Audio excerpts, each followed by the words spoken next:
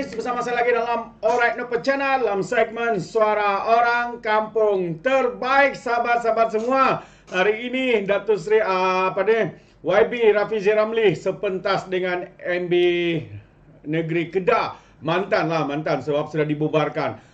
Jadi apa yang menarik adalah reaksi beliau ya semasa dalam sidang media selepas berakhirnya sesi libat urus itu untuk rancangan Malaysia yang ke-12 ya. Terkebil-kebil, terangguk-angguk beliau mendengar ya apa yang Rafizi katakan dalam sesi sidang media itu. Jadi menarik untuk kita tonton bersama sahabat semua. Tapi sebelum itu, sebelum kita menonton, jangan lupa untuk terus support Alright Nope Channel dengan cara tekan butang subscribe, like dan share. Mari kita dengar bersama ya, kenyataan dan juga jawaban balas dari YB Rafizi Ramli dalam sesi sidang media ini.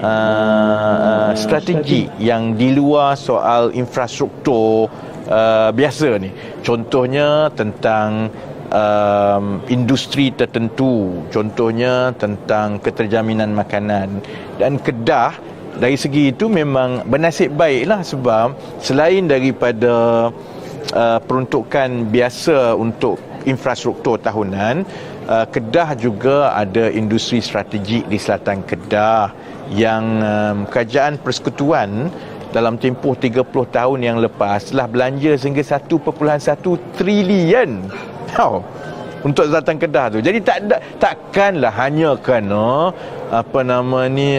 parti yang berlainan, takkanlah perbelanjaan 1.1 trilion itu kita nak tinggal begitu saja, kerana industri elektronik dan chips itu cukup penting. Jadi yang itu pun kita akan tengok dan pastikan perkembangan itu akan berterusan.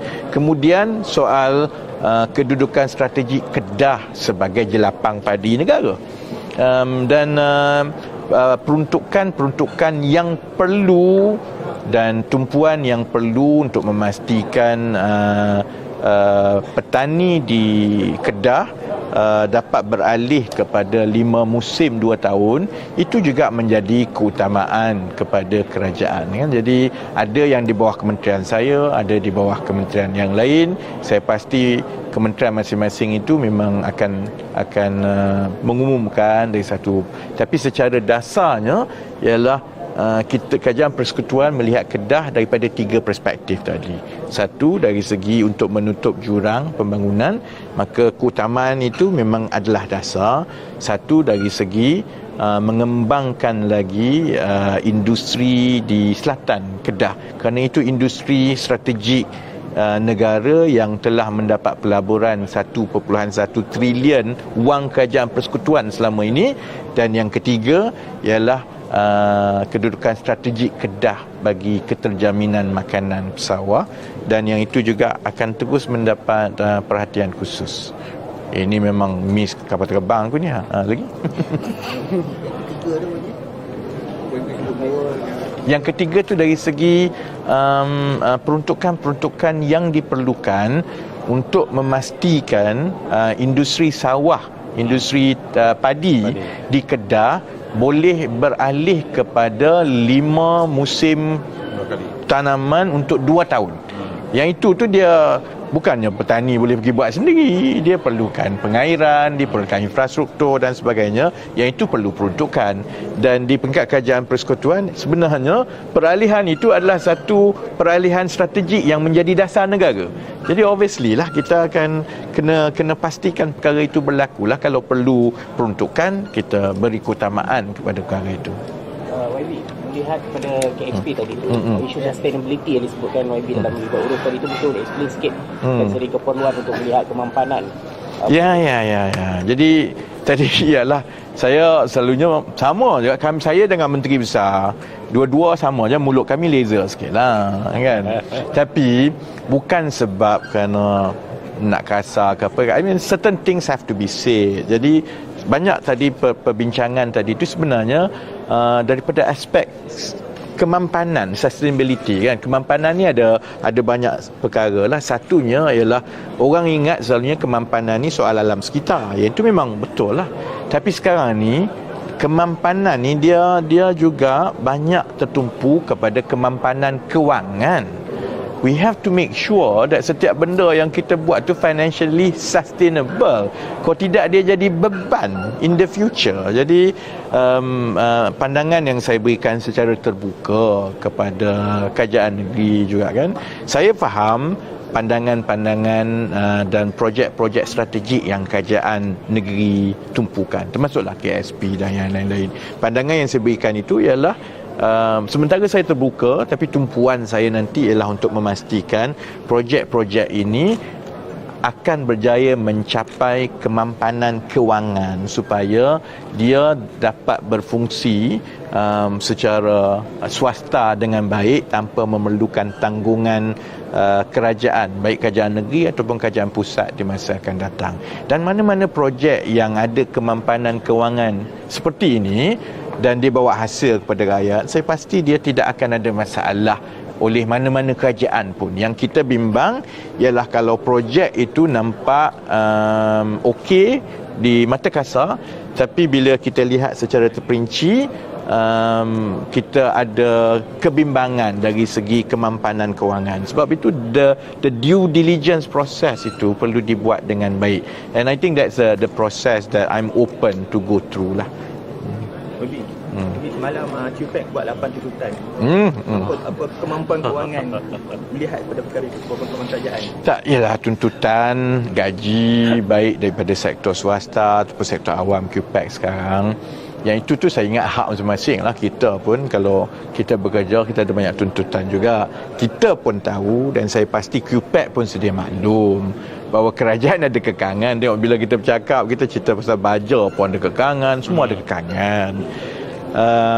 Cuma yang kerajaan persekutuan dan Datuk Seri Anwar sekarang nak tumpu begini kan, kita tak boleh lah, mungkin tak boleh untuk tunai semua serta-merta, tapi kita nak pastikan kita tumpu soal gaji.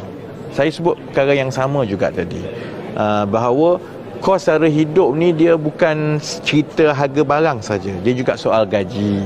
Sebelum ini apa-apa cerita pasal harga barang je, sebab gaji ni cerita yang seksa. Naik gaji ni letih lah orang cari duit semua ni kan. Jadi soal naik gaji ni selalunya soal yang dielak sebelum ini. Kita akan go through the process.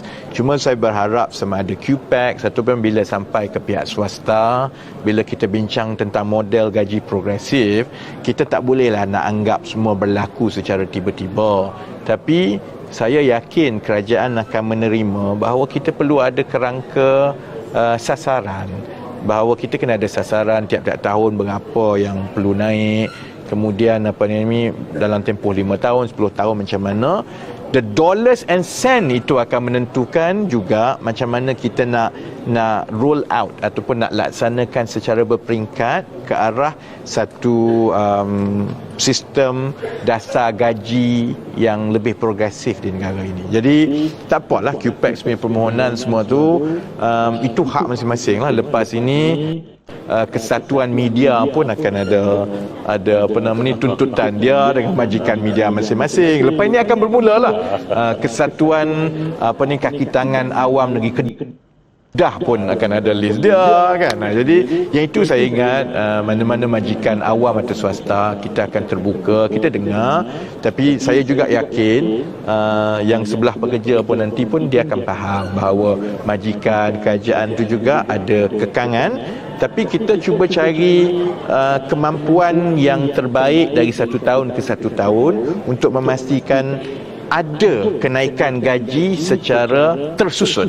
Kalau tak ada model gaji progresif ni, memang dia serah buta-buta kepada majikan, tak naik lah sampai bila-bila macam tu lah.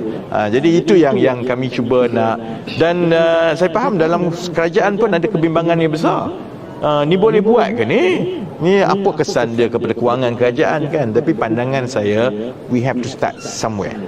Yang itu yang saya ingat is happening now. Jadi saya alu-alukan lah semua pandangan. Lagi ramai orang bercerita pasal gaji, lagi bagus.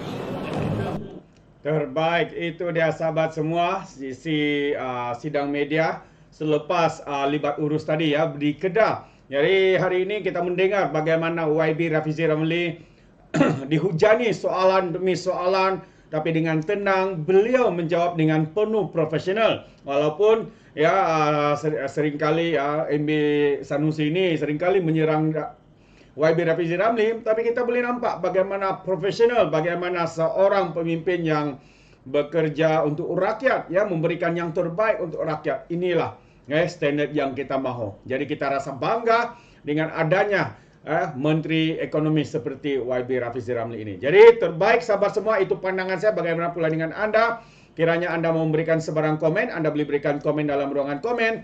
Tapi ingat, komen dengan cara berhemah, jangan menjadi seperti walan walautit, lebay-lebay dan juga geng sapu bersih, ya, apabila mereka memberikan komen penuh dengan hasutan, kebencian dan juga fitnah melampau. Sepertinya mereka tidak punya otak, mungkin kerana otak mereka tertinggal di dasar Laut Cina Selatan. Jadi sampai di sini saja, izinkan saya untuk mengundurkan diri, dan seperti biasa peribahasa mengatakan, kapapun kangkap, 2 ton keinginan. Dalam bahasa Melanya, tepuk dadah, tanya selera. Sekian saja daripada Alright Dapat Channel. Saya kita berjumpa lagi dalam info dan update yang seterusnya. Sekian. Bye-bye.